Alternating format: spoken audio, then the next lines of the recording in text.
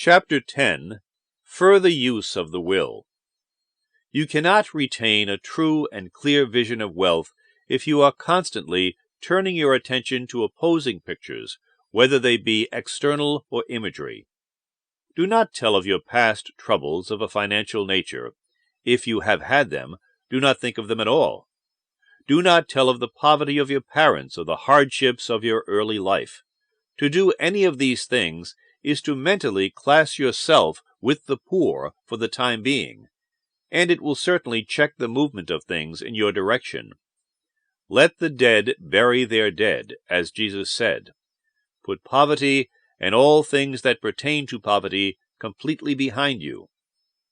You have accepted a certain theory of the universe as being correct, and are resting all your hopes of happiness on its being correct.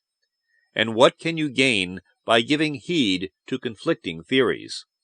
Do not read religious books which tell you that the world is coming to an end, and do not read the writing of muckrakers and pessimistic philosophers who tell you that it is going to the devil. The world is not going to the devil, it is going to God. It is wonderful becoming. True, there may be a good many things in existing conditions which are disagreeable, but what is the use of studying them when they are certainly passing away, and when the study of them only tends to check their passing and keep them with us? Why give time and attention to things which are being removed by evolutionary growth, when you can hasten their removal only by promoting the evolutionary growth as far as your part of it goes? No matter how horrible in seeming may be the conditions in certain countries, sections, or places, you waste your time and destroy your own chances by considering them. You should interest yourself in the world's becoming rich. Think of the riches the world is coming into, instead of the poverty it is growing out of, and bear in mind that the only way in which you can assist the world in growing rich is by growing rich yourself through the creative method, not the competitive one. Give your attention wholly to riches, ignore poverty. Whenever you think or speak of those who are poor, think and speak of them as those who are becoming rich, as those who are to be congratulated rather than pitied. Then they and others will catch the inspiration and begin to search for the way out. Because I say that you are to give your whole time and mind and thought to riches, it does not follow that you are to be sordid or mean. To become really rich is the noblest aim you can have in life, for it includes everything else. On the competitive plane, the struggle to get rich is a godless scramble for power over other men. But when we come into the creative mind, all this is changed. All that is possible in the way of greatness and soul unfoldment, of service and lofty endeavor, comes by way of getting rich. All is made possible by the use of things. If you lack for physical health, you will find that the attainment of it is conditional on your getting rich. Only those who are emancipated from financial worry, and who have the means to live a carefree existence and follow hygienic practices, can have and retain health.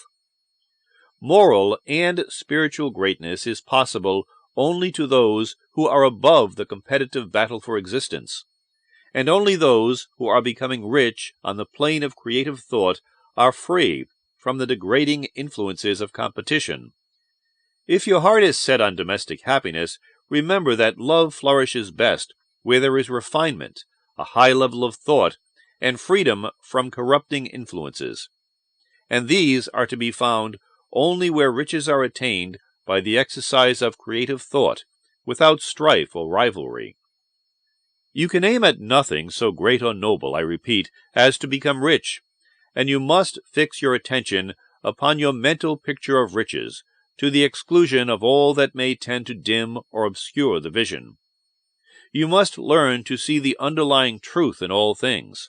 You must see beneath all seemingly wrong conditions the great one life ever moving forward toward fuller expression and more complete happiness.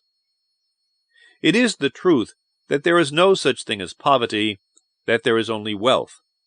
Some people remain in poverty because they are ignorant of the fact that there is wealth for them, and these can best be taught by showing them the way to affluence in your own person and practice. Others are poor because, while they feel that there is a way out, they are too intellectually indolent to put forth the mental effort necessary to find that way and travel it. And for these, the very best thing you can do is to arouse their desire by showing them the happiness that comes from being rightly rich.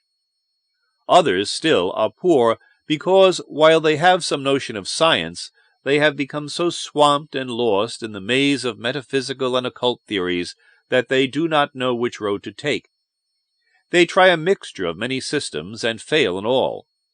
For these, again, the very best thing to do is to show the right way in your own person and practice. An ounce of doing things is worth a pound of theorizing.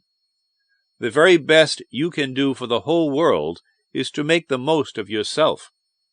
You can serve God and man in no more effective way than by getting rich. That is, if you get rich by the creative method and not by the competitive one.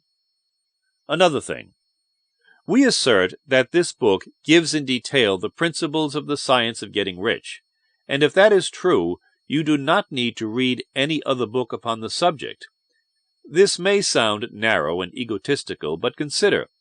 There is no more scientific method of computation in mathematics than by addition, subtraction, multiplication, and division. No other method is possible. There can be but one shortest distance between 2 points. There is only one way to think scientifically, and that is to think in the way that leads by the most direct and simple route to the goal. No man has yet formulated a briefer or less complex system than the one set forth herein. It has been stripped of all non-essentials. When you commence on this, lay all others aside. Put them out of your mind altogether. Read this book every day. Keep it with you. Commit it to memory, and do not think about other systems and theories. If you do, you will begin to have doubts, and to be uncertain and wavering in your thoughts, and then you will begin to make failures. After you have made good and become rich, you may study other systems as much as you please, but until you are quite sure that you have gained what you want, do not read anything on this line but this book, unless it be the authors mentioned in the preface. And read only the most optimistic comments on the world's news, those in harmony with your picture. Also, postpone your investigations into the occult. Do not dabble in theosophy, spiritualism, or kindred studies. It is very likely that the dead still live and are near, but if they are, let them alone. Mind your own business. Wherever the spirits of the dead may be, they have their own work to do, and their own problems to solve, and we have no right to interfere with them. We cannot help them, and it is very doubtful whether they can help us, or whether we have any right to trespass upon their time if they can. Let the dead and the hereafter alone, and solve your own problem. Get rich. If you begin to mix with the occult, you will start mental cross-currents which will surely bring your hopes to shipwreck. Now this and the preceding chapters have brought us to the following statement of basic facts. There is a thinking stuff from which all things are made, and which, in its original state, permeates, penetrates, and fills the interspaces of the universe. A thought in this substance produces the thing that is imagined by the thought. Man can form things in his thought, and, by impressing his thought upon formless substance, can cause the thing he thinks about to be created. In order to do this, man must pass from the competitive to the creative mind. He must form a clear mental picture of the things he wants, and hold this picture in his thoughts with the fixed purpose to get what he wants, and the unwavering faith that he does get what he wants, closing his mind against all that may tend to shake his purpose, dim his vision, or quench his faith. And, in addition to all this, we shall now see that he must live and act in a certain way.